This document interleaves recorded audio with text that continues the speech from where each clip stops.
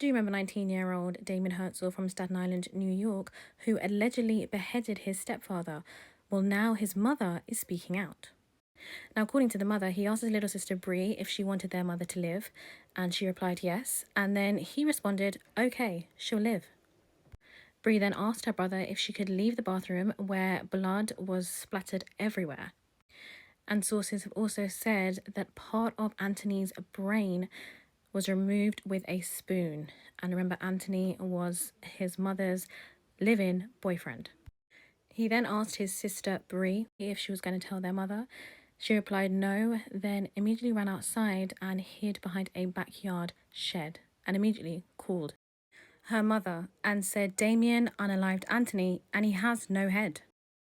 Police have also said that Damien has confessed to these crimes. When Damien's mother returned, she noticed there was blood everywhere.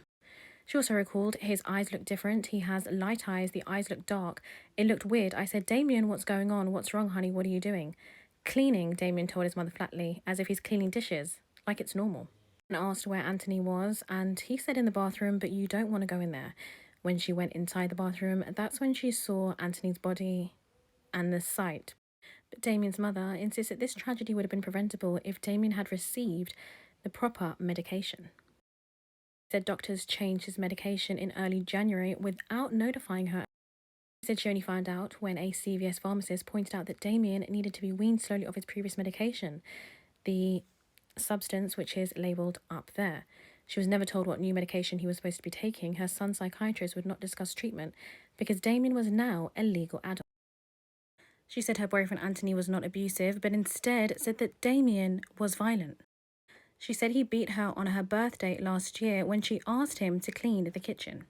She said Damien started to suffer from mental health illness at the early age of 6 years old. Shortly after his father went to prison, he began hallucinating at the age of 13 after he was SA'd by a fellow student. He was diagnosed with PTSD and major depression, and that's when he was prescribed medication. He tried to unalive himself twice and he was hospitalized twice, but by the age of 14, he seemed stable and was on medication. She said, I'm just devastated. My son wasn't like this before. He was a good boy. Something is seriously wrong with him.